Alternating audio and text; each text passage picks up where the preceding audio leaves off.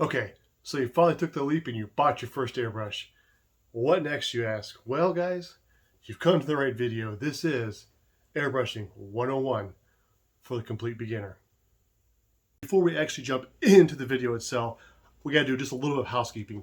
What I mean is this video is going to be a little bit long because we have a lot of information to cover.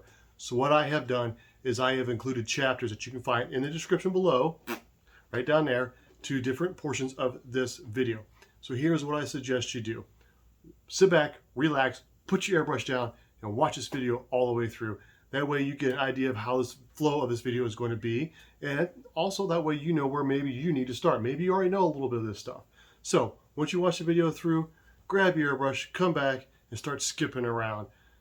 Example, skip this intro. Unless, of course, you want to spend more time with me, which, hey, thanks. But anyhow, skip the intro, go on to the setup, or go on to the practice sections, or go on to loading your airbrush with paint, wherever you need to be. With that being said, guys, let's get started on this video. Okay, what is the first thing that I do when I get a new airbrush? Well, I like to do what I call setting up. Basically what that means is I want to make sure that this airbrush was assembled properly from the factory. As we all know, these are put together by human beings, and sometimes the human being can have an off day, and perhaps they did not put this together in spec as it should be. So I'm going to be testing or checking for two things when it comes to this airbrush. Well, three things. Basically, I'm going to look it over first, make sure we'll take the paint cap off, make sure there's no debris inside of there, which I doubt there will ever be any debris in there, but you never know. So we're just going to give it a once over to make sure there's no dings, no messes on it. But the important thing that I'm going to check for is I'm going to check the needle. What I'm going to do is I want to make sure that this needle is fully seated in this airbrush. Why? Because I want complete and total control of my air and paint mixture. If this is not seated properly, you're not going to have the proper control of your airbrush. So what I'm going to do is I'm going to loosen up the needle chucking nut. I'm going to press the needle forward, and if it is not seated properly, it will move. Well, as we can see, this one is seated properly. If it wasn't, it would look a little bit like this. Bang. If it moved, that would only give me an indication that probably this was not assembled properly from the factory, so I will investigate even a little bit more. But what I'm going to do, anyways, is I'm going to take this needle out and check for one more thing. Now, before we do that, though, understand this needle runs through the center of this entire airbrush body, which means it runs through the center of the trigger. The needle, in fact, is what holds the trigger in place. So before you pull the needle out, lay your finger on the trigger, take your needle out, and then gently lay your airbrush body down. That way your trigger does not fall out of the airbrush. Now that I have the needle out, I am looking for burrs on this needle. How I do that is I will take the main body of the needle, hold it in my right hand, I'll take my forefinger and my thumb of my left hand, and I will turn this needle as I pull it gently through my fingers, feeling for any burrs, especially when it comes towards the tip of this needle. Now guys, be careful you do not push this needle back up through your fingers. This needle is extremely sharp and you will stab yourself. Just ask me how. Anyhow, if I were to have found a burr on this needle, if this was a brand new airbrush, I would contact the manufacturer. If they are a reputable manufacturer, I'm sure they will probably send you a new needle. If not, or if this is an older airbrush, if you bought it used, whatever, I would strongly suggest that you throw this needle away and just go buy a new one. They're not terribly expensive. You could, however, take some super fine grit sandpaper and try to sand the burr off very gently. I would only do that if you needed to use your airbrush right away and did not have time to go get a new needle. Chances are you'll be okay, but you may introduce micro scratches in this needle, which could cause you problems in the future. So in essence, if you have a burr, chuck it, get a new one. So now we checked our needle and it is okay. We're going to reassemble it into our airbrush body. Again, very carefully, put your finger on the trigger so it does not fall out. Pick up your airbrush body.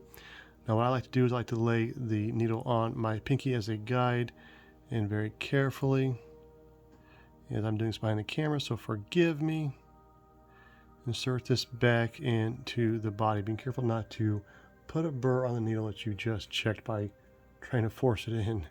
Once it gets started, you're fine. It's very tight tolerances in there, it's not going to go anywhere. Just slide the needle in, making sure that the needle is fully seated in the forward position. And once that is done, we will tighten up our needle chucking nut. Now my airbrush here may be a little bit different than your airbrush. I have an extra little nut on the back of the handle here. Let me reassemble this.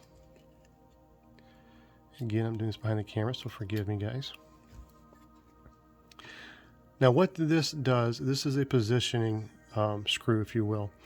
This is a double action airbrush. By using this, you can, in essence, turn this into a single action airbrush. Now me, I want full control of my paint and air mixture. So if this was tightened all the way forward, I would have no movement on my trigger. I'd only have air, no paint. If that were the case, what I would do is I would just put my finger against the trigger, just putting a little bit of back pressure, then I would turn this counterclockwise, and I will keep turning this until the trigger goes all the way back and goes no further back in the body like that. Once that happens, I will turn this clockwise just until I feel pressure against my finger.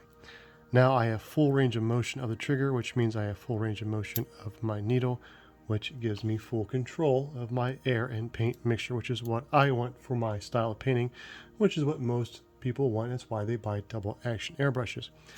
What this is good for, however, if let's say you are a model car painter and you have found the perfect fan width or line width that you use to paint your cars with, you could actually start painting or practice on a piece of paper till you find that line width. Let's say it's about midpoint. Then you could turn this adjustment screw until you feel the trigger just barely move. And now from that point forward, you will go no further back than your perfect line width. So in essence, you just set up your tool to paint all your cars the same every time. That is pretty cool if that's how you want to use it. But like I said, me, I want full control of this because I paint all kinds of things. So I need different line widths. So in essence, guys, that is how I set up an airbrush. Like I said, all I'm doing is checking to make sure that it was put together properly from the factory, just because we want to have the best chance of making this airbrush work right out of the box without any issues. So now that we have this done, next we'll be showing you how to attach this to an air source. All right, now it is time to attach your airbrush to your air source. Let's talk about the airbrush end of things first. Chances are when you get your airbrush, it's going to look just like this. All you're going to have is your threaded portion at the bottom, which is absolutely fine. What you're going to do is take your airbrush, find the end of your air hose that is the same diameter, and just screw it on just like that. Not hard at all. So that portion is attached to the airbrush. However, I like to switch up my airbrushes. Sometimes I will have a certain color paint in this airbrush and perhaps another color paint in another airbrush, and I'm painting quickly. So what I have done is I went out and I bought these quick disconnects. Basically, this just screws on in place of your airline hose like that. The other end screws on to the airline hose, and you literally just push them on. It is super great and convenient. As you can see, I can very quickly switch out airbrushes doing it that way. So this is how you attach the airbrush end of things anyhow. Now we will get to the other end of this hose, which may be different depending on your air source. Okay, now on to the other end of these air hoses. As you can see, I introduced a new air hose here. Both of these air hoses have that quick disconnect that I use for my air brushes. However, the other ends are different because I have two different air sources that I use. Now there is another air source that I'm not even going to talk about, and that is the canned air that you have seen maybe at a tester's display next to a model area in a model shop. I don't use those. You probably shouldn't use those. Those are, once and done, and they're very expensive. You're better off buying a air compressor or something of that nature instead of using the canned air. So we're not going to talk about that other than what I just said. Now, my two different ends of my airbrush. The black one here, well, that end is identical to this end, minus our quick disconnect. Why is that?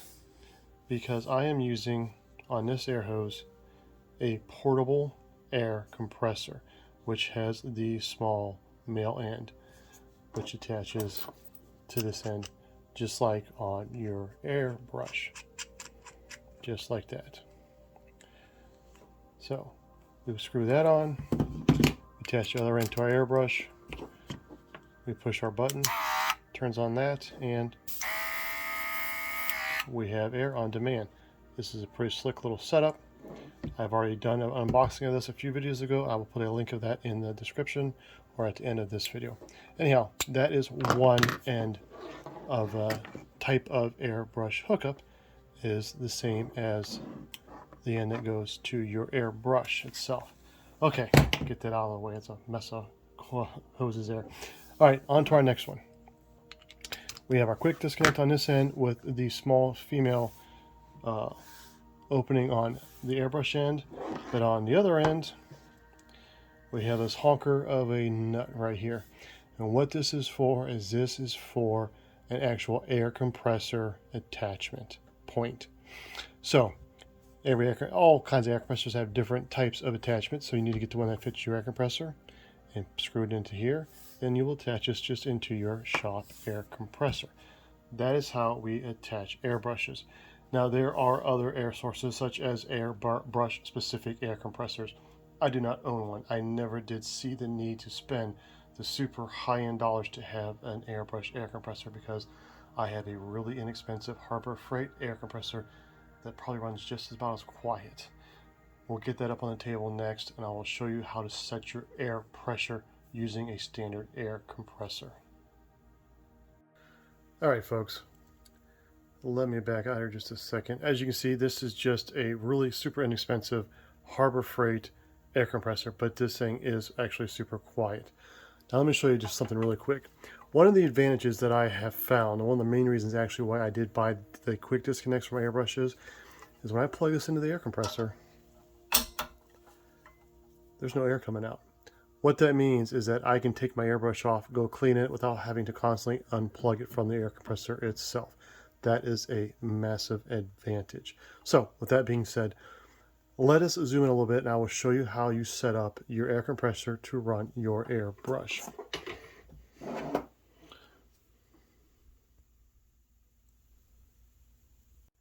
All right, now that we have our airbrush attached to our air compressor, now we need to set the air pressure. I run my airbrush at 20 psi. That is pretty much a standard across the board. Almost everybody runs their airbrushes at 20 psi. There are instances where you may run it maybe 15, maybe a little higher, but for just standard airbrush painting, 20 psi will do the job just fine. So how do we do that? Well, if you have an air compressor such as this, most of your newer air compressors will have a regulator and an outlet pressure gauge on them. So you will turn this air regulator knob left or right depending on what the air pressure reading is and your actual target air pressure. Now this tank is reading 30 psi air pressure right now. That is inaccurate. This has been sitting for a few minutes and it has built up pressure within inside of itself. Once I press the trigger on this airbrush, though, watch that needle. It is actually almost zero air pressure coming out of there. So how do you set air pressure on an air compressor for your airbrush?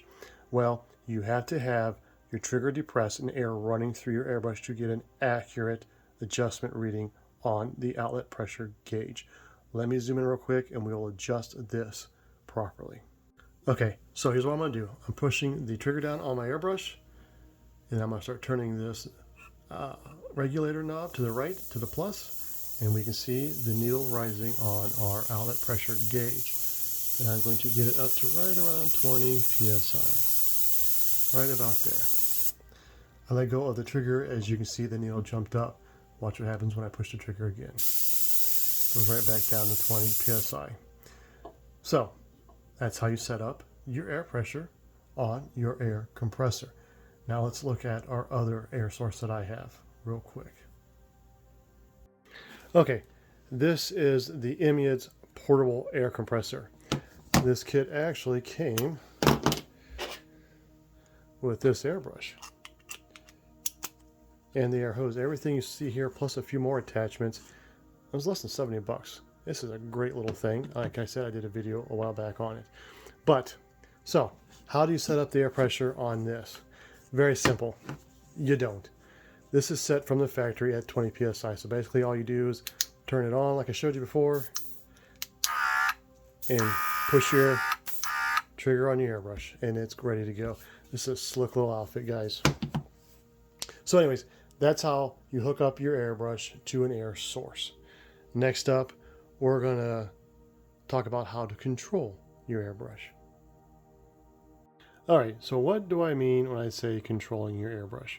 Well, other than just pushing the trigger and pulling the trigger, it's a little bit more finesse than that. I'm a lefty, so excuse me here. But anyways, down for air and back for paint. So the more pressure down, the more pressure of air you're going to get. The further back, the more paint you're going to get. Now, one of the reasons why I like to run my stuff at 20 psi is I just push straight down. I'm not worried about trying to control my air pressure. I let the air compressors or air sources control that for me. I just worry about how much paint flow I allow through my airbrush. So another thing about control, let me zoom out just a little bit here, is I don't paint like this one-handed. Not normally. If I'm painting a big, open, sloppy object, yeah, I'll just go like this. But if I'm doing something a little more fine, it's two hands. It's always two hands. That way you have more control, more fine motor control over your airbrush by using two hands. Hold it however you feel comfortable. This is kind of how I hold mine. Again, I'm behind the camera, so this is not super easy and comfortable for me anyways. With that being said, let's practice painting with water. The first thing you're going to do, whether it be water or paint, is you need to put stuff in your paint reservoir, your paint cup. So basically you take your lid off like I just did. This time I'm just going to use some water, put a little bit in there, and we put our paint cup cap back on. Now, why am I practicing with water? Well, it's free, it doesn't make a mess, and I don't have to clean my airbrush up afterwards. That's a good thing to start with. So let me show you what we're going to do here. All right, as you can see, I have just this blue terry cloth or microfiber towel here. Hopefully that'll give me enough contrast. Anyways, again, down for air, back for paint. So let's practice just a quick little dot. Hopefully you can see that. Let me get you someplace where you're in focus. So down for air, back. Did you see it? Oh yeah, you can see. That's pretty cool. The closer that you hold your airbrush to an object, the smaller of a dot or a line you can get. For example, let's do this one real quick. That's a little dot right there. Now I'm going to do the same amount of air pressure and back, but we're going to be further back. As you can see, it is much bigger. I know it's not the greatest thing in the world to see, but again, water is free and doesn't make a mess. So anyways, practice just controlling your airbrush. Pressure down for air, back for paint. Just do little dots. You've seen these done before 100 times. Do different size dots. Further back, the bigger the dots. So you pull back more on the trigger, and sometimes you want to pull back away from your object as at the same time to get a different size, larger dots. Lines, same thing. Down for air, back, and just start moving the airbrush. To do bigger lines, more paint, move away from the object.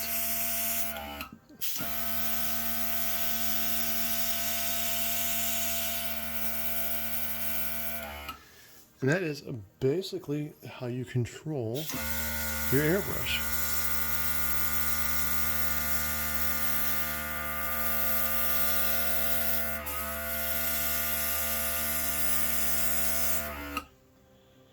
So, practice with water for a little bit. Get used to down for air, back for paint. Like I said, the closer you are to your object that you're wanting to paint, and the less backwards motion of the trigger itself, the less amount of paint will comes out, the more control, the finer the line you can get. The more you pull the trigger back, the more paint comes out, of course, the more paint you throw down. And as you can imagine, if you pull the trigger all the way back and you're close, you're going to make a mess. And it's easier to make a mess with water than paint. That's why we're using water. So practice with your water. Down, air, back for paint. Write your name.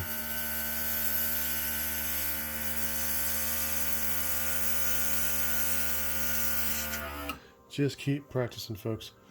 Once you get done, feel comfortable using that, well, we're going to go get some paints now. All right, before we actually start putting paint in our airbrush, let's take a moment and talk about the different types of paints that I use and that many modelers do use in their airbrushes. First up is this whole slew of craft paints. We have Americana, Apple Barrel, Folk Art, and Craftsman. These are the super cheap big box store paints. Let me show you what to do with these paints as a first-time airbrusher.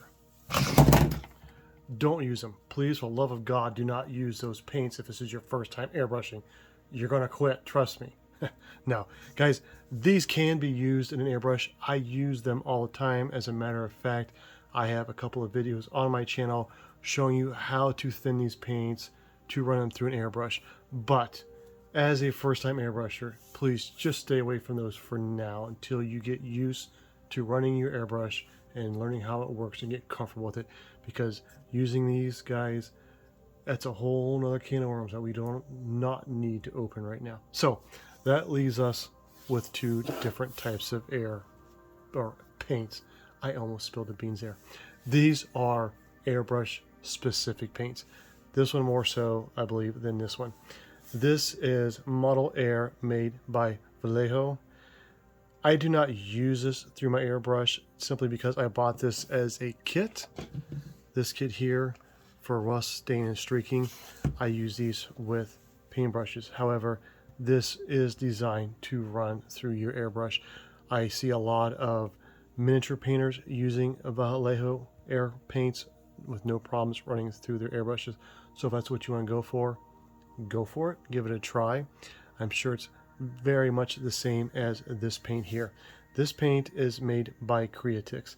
This is their Wicked Colors line of paints. However, this Creatix paint is an airbrush specific paint. What does that mean? Okay, these paints compared to your craft paints. These craft paints, does not matter if you have all Apple Barrel, all Americana, or whatever. The pigments in these are going to be different sizes all across the board. You will never be able to have a set formula for thinning or mixing your paints. One paint like this black paint is usually pretty thin, but this color paint here is very, very, very thick. So that's why I suggest do not use these paints when you're first starting out, because they are just all over the board as far as their consistency and their viscosity goes. Two big words, you like that? Consistency and viscosity. Anyhow, your airbrush specific paints from a good manufacturer. I can grab this Creatix paint or any of their colors, and I'm going to have the same viscosity across the board. I know how to mix these paints. If I mix one, I can mix them all dang near identical. They work fantastic. As a matter of fact, there have been times when I have not had to thin these paints. That is very rare, but we'll get onto that here in a moment. And I'm sure that it is the same with the Vallejo Air specific paints.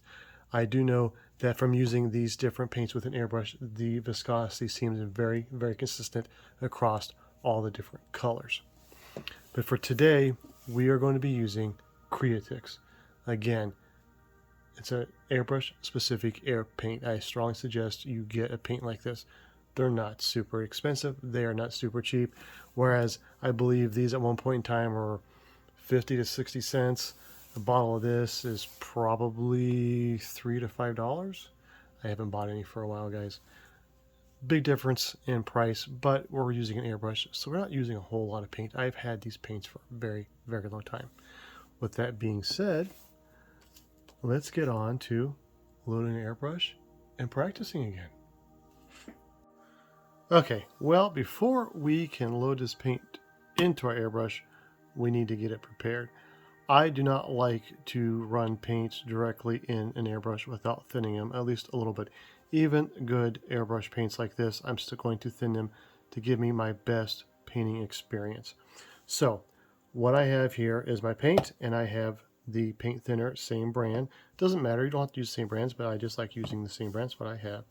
The rest of the stuff that you see sitting here in front of you. Well, here is the part that may be a bit controversial. I almost always filter my paints. When I am running or using any of those craft paints, I will always filter them. There will never be a time I will not filter a craft paint. Even these paints, I will filter from time to time. Is it necessary? I see a lot of people that will mix these paints directly in the paint cup and they have absolutely no issues with the paintbrush or the airbrush. I am just a creature of habit, so I am going to filter these paints after I mix them, after I thin them a little bit, just to give me the best chance of having a successful painting session. All right, one of the main reasons why I like using this Creatix airbrush specific paint is because, as I had mentioned, they are very consistent across the board, no matter whether it's the Wicked Colors brand, their Auto Air brand, or they're just their standard airbrush paints. The great thing about this is I know that with using the Wicked reducer, or thinner if you will, it is literally a 50-50. So 1 drop of paint or 1 drop of reducer. So what I like to do is I take an old glass tester's bottle, anything you have on hand will work, and shake our paint up a little bit and just start counting drops.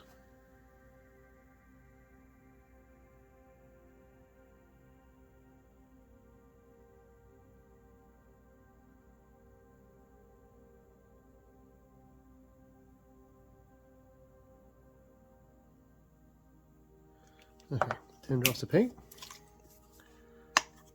Do 10 drops of reducer.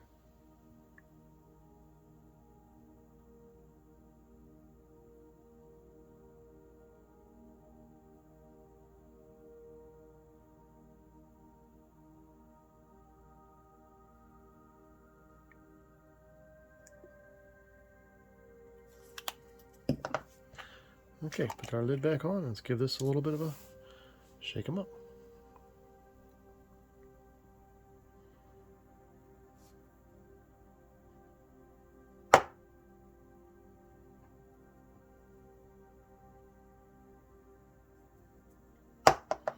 Okay, now we have this shook up. All right, now there's not much paint in here, so it's not going to produce too much, but here is my strainer. This is a very, very fine stainless steel mesh strainer. I bought this off of Amazon. Again, I will I will put a link in the description below where you can find these things.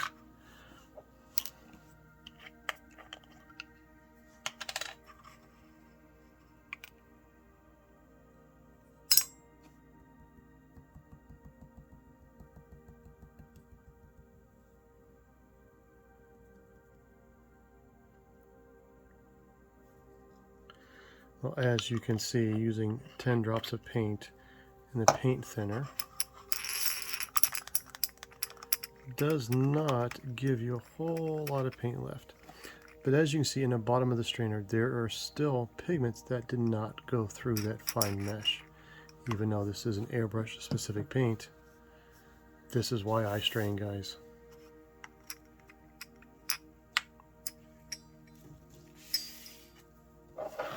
Once that is done, it's time to load up our airbrush. Now I had water in here, so I'm gonna check it real quick. Okay, there's no water. Open her up, and we will pour her in.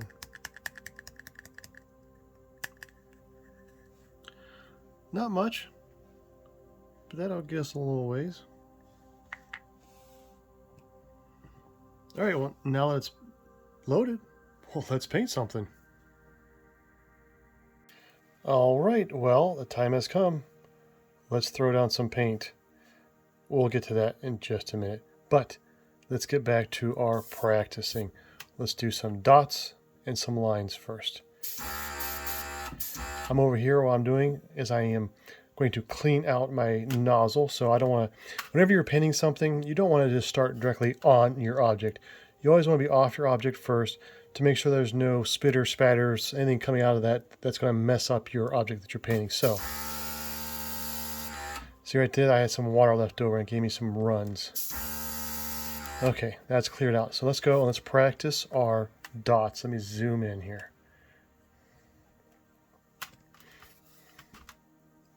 Again, two hands, air on, pull back just a little bit, get your dots.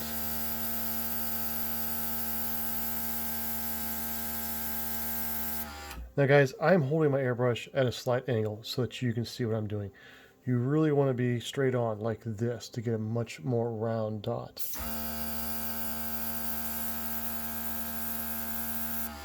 As you can see right there. So again, let's do some lines now.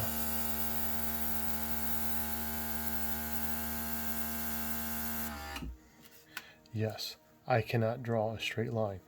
That is why when we're painting pictures, stuff like that, we use stencils. Anyway, just keep practicing, guys. Get different size dots. Let's try our name again.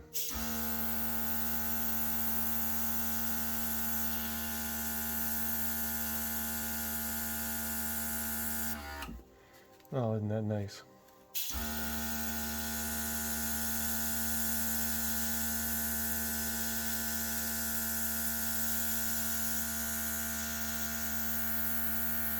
As you can see, all I'm doing, air stays on, and just on and off, on and off, on and off, on and off, to get my little dots. On and move to get a line.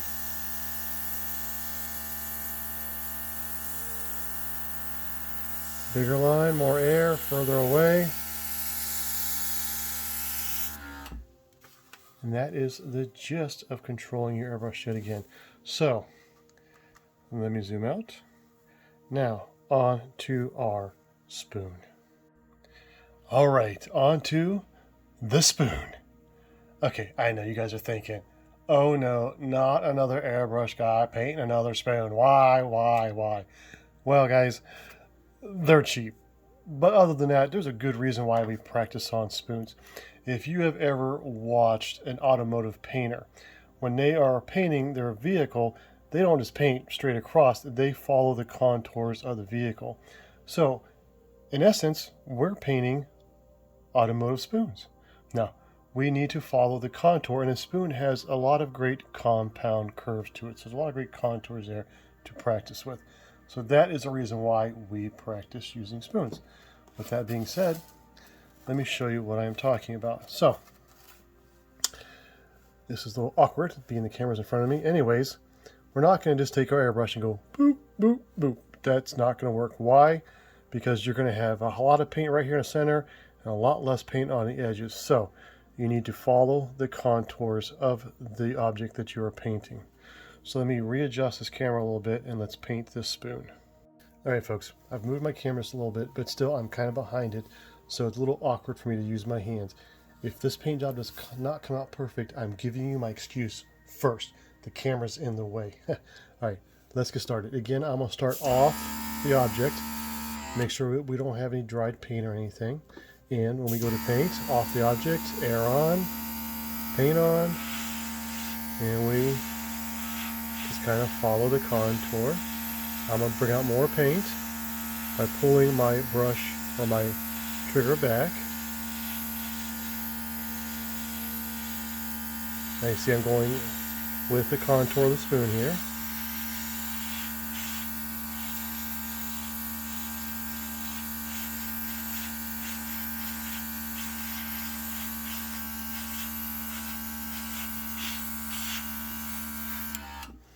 And there is our painted spoon. Let's get a closer look at this. Okay, there is our spoon painted. Now, I know you see some issues with this paint job, as do I. No excuses, but the reality of things are, these spoons are a super duper smooth surface. I did not prep the spoon, and I did that on purpose because I wanted to show you what happens when you don't prep your surfaces. You get the little itty bitty spots here. That is where the paint is not quite adhering to the surface very well. This is why in almost every video you see of people painting objects, they either sand their object first and or they will prime it first. So in essence, I really should have used a primer on this spoon first. That would have negated having all these little issues the paint would have went down much smoother. It would not have, well, almost, it's kind of like little runs, little miniature runs is what that really is. That would not have happened if I had primed the spoon. But this again is just a how-to paint video, not how to prepare an object to paint video. I wanted to show you how you needed to use your airbrush and follow the contours to paint with. That being said, guys, that is the gist of how we paint using our airbrush.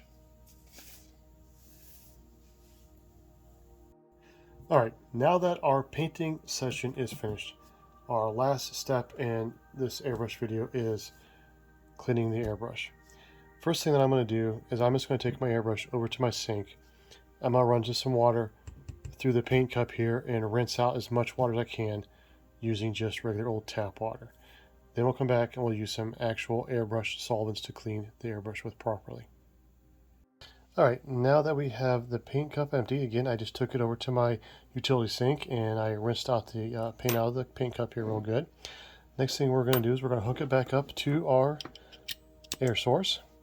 And I have this little paint cup here.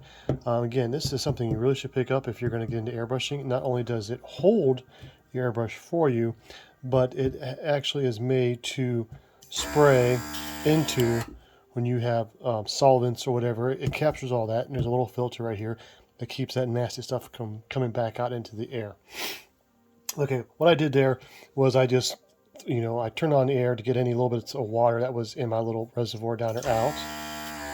And you can tell, you can hear a sound difference when you have just free-flowing air compared to something with liquid behind it.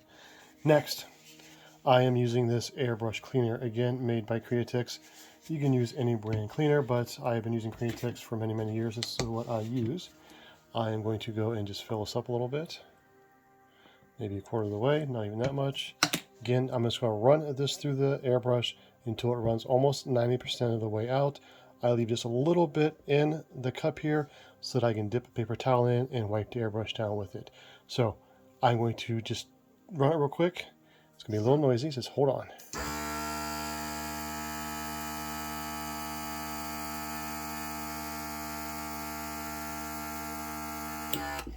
Okay, now we'll disconnect the air. I'm going to turn my air source off. I'm going to grab a paper towel. I like to just fold it up and kind of roll off one end, stick it down in there, let it soak up that airbrush cleaner, wipe out my paint cup area. Then we'll move this out of the way and get our disassembly mat. Now, I have this. You don't need this. This is actually pretty cool. Only reason why I bought one is I actually was at one of my hobby stores I used to go to, well, actually an art store I used to go to for years, and it was going out of business, and these were on sale. The only reason why I picked one up beforehand, I just used a like an old hand towel for many, many years. This just keeps you from having parts rolling away. Now, I'm going to break this airbrush completely down. As you see, the nice thing about this, though, is it has all of your parts labeled in here, on here and how they go together. But the first thing I'm going to do is, again, take off the back portion of our handle. And I am going to then take off our needle cap, which it will need cleaned as well. There is red paint in there. Then I will get my little wrench after I take off my other portion of my needle cap, which is really on there really tight, so that's not going to come off right now. Anyways, I'm going to take my nozzle cap off here. Why I'm doing this, I'll show you here in just a second. Okay. Now here is our little thing that holds our needle in place. I pulled that straight forward. Why I'm doing that for is I want to push this needle through my airbrush after I loosen the needle chuck right here. Why? Because there is no paint in this back section of the body of this airbrush, and I like to keep it that way. So I'll set that aside. Now I've cleaned this pretty well. There's only a little bit of paint on the very tip of this needle. And here is our piece of paper towel that has a little bit of our airbrush cleaner on it. And let's see here. Yeah, just a little bit on there. Let's get a good cleaning like that. And I will flip it over, get a clean side here. And I will wipe the whole needle down. Now, as far as this goes, I know that there's paint in here. There always is. So what I do is I take the corner of my paper towel that has been soaked with our airbrush cleaner, and I twist this up really super small and tight. And I will, it's not tight enough, hold on.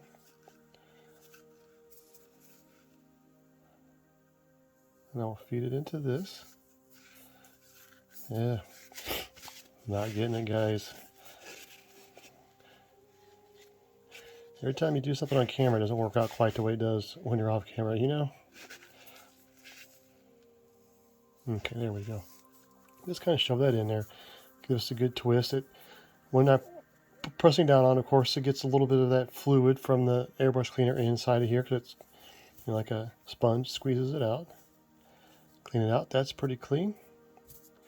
Now, as far as this goes, I can go and try to run it through here like this to get some of it. I actually got all of it, so that worked just fine.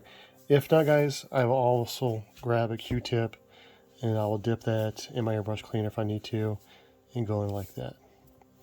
The last section that I want to clean is the barrel area right here. This is actually where the mixing takes place. Well, actually not where my mixing takes place, but where the paint is fed from our paint cup into the needle area. Again, just using the same end. As you can see, it's coming up through there just a little bit. Maybe you can't see. Wipe her out. And guys, that is pretty much in a nutshell. Now, that is done. As far as I'm concerned, my airbrush is clean. It's ready to go for our next painting session. But since this is your first time using an airbrush, let's tear this thing all the way down so you can see what it looks like and how to put that together, just in case you tear it down by accident. So, as I mentioned earlier on, the needle holds this trigger in place. The trigger is out. As you can see, right here, there's a little hole in the middle of this trigger that the needle runs through. And this little pin, it's on a swivel. This is what, right here, that depresses your air valve in this body right down here.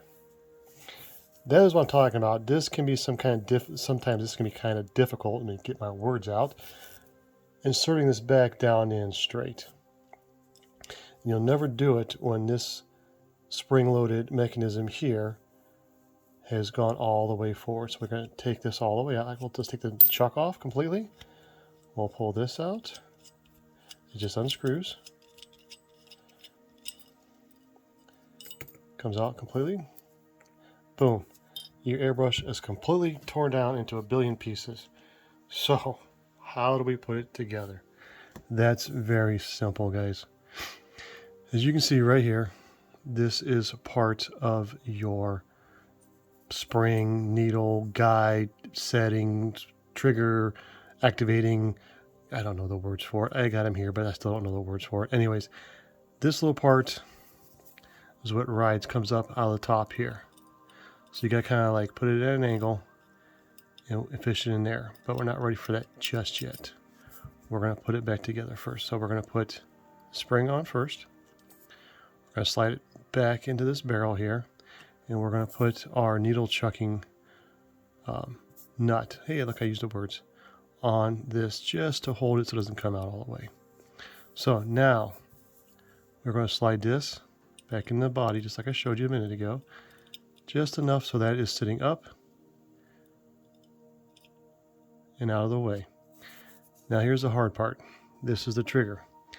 As I showed you a moment ago, you have a hole in the center. Well, this hole has to be in line with the airbrush body. And we need to get this little pin, I know you really can't see it, but down inside this airbrush body, there's a little itty bitty indentation where this pin sits down into. So, you need to get it as straight as you can. Drop it down in there. You'll know when you hit it right because you'll feel a spring tension. See, it's not in there right. It must have laid sideways. You will feel it work like it did when you were actually using your airbrush. If anybody out there is watching this knows a better way to do this, let me know. Because this is a pain in the keister. That's why I very rarely tear it all the way down. Okay, now it's in place. I can feel it just like that. So now what I'm going to do is I'm going to put this, make sure that that guide right there is sticking up through the hole a little bit. Keep it straight. We're going to screw this back in place.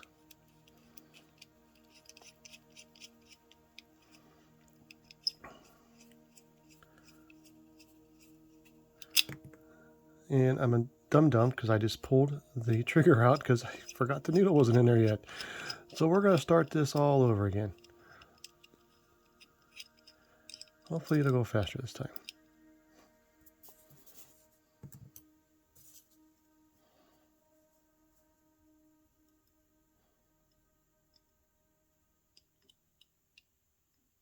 And got it on the first shot. Yay. Okay, don't be a dummy this time.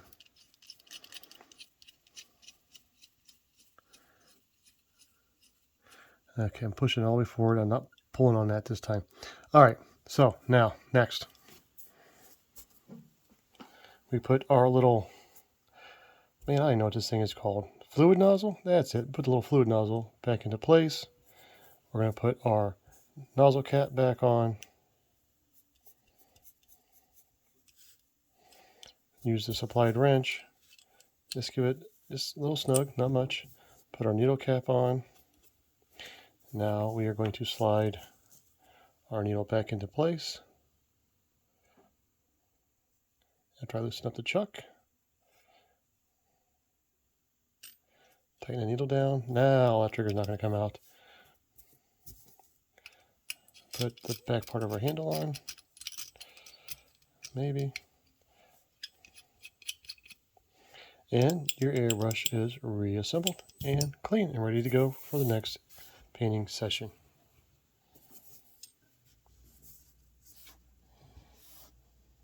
All right, guys. Well, that brings us to the end of Airbrushing 101 for the complete beginner. But don't go anywhere. Don't you hit that back button just yet. I'm not quite done with you guys just yet. Hang out with me for one more second, please. Anyhow, if you feel like it, subscribe. If not, I totally get that too. But give me a thumbs up at least if you liked the video. If you didn't like the video, give me a thumbs down. Be honest. I need to know these things. Hope you liked it. I hope I get that thumbs up. Now, everything, well, not everything, but most of the items that I showed in my video, the airbrushes, the paints, a lot of the accessories, I will have links to those in the description below to the Amazon, where you can find snakes, to the Amazon store. Guys, if you want to buy them from Amazon, use my link. That helps out the channel. It doesn't cost you guys anything extra. It is an affiliate link. Amazon gives me literally pennies on a dollar as a thank you for getting somebody there to their website to purchase. So again, if you want to buy something, check them out through me. I would really, really appreciate it. It helps out the channel immensely. More importantly than that, though, I want you guys to keep an eye out for our next video. Our next video, I'm going to show you how I actually paint an object, not just a spoon. This here is an N-scale 55-ton hopper car that I designed using Fusion 360, and I printed it on my resin printer. In our next video, we're going to paint it. Actually, I have like 15 or 20 of them I made that I'm going to be painting. So stay tuned for that. Also, at the very end of this video, I'm going to have some videos popping up over here somewhere. That's going to lead you back to a couple of videos that you might be interested in. One of them, again, is going to be a review of this portable airbrush air compressor, and airbrush came with it. I love this thing, guys. This is what I used throughout this entire video. I did not even use my air compressor. This is my go-to right now. I'm also going to link a video to how to use those craft paints we talked about, how to use those through your airbrush. Be very careful with those. Again, if you're a newbie, I want you to take your time. Use good paints first. With that being said, guys, God bless. Thank you for spending your time with me. Thank you for watching the video. Until next time, happy railroading, everybody.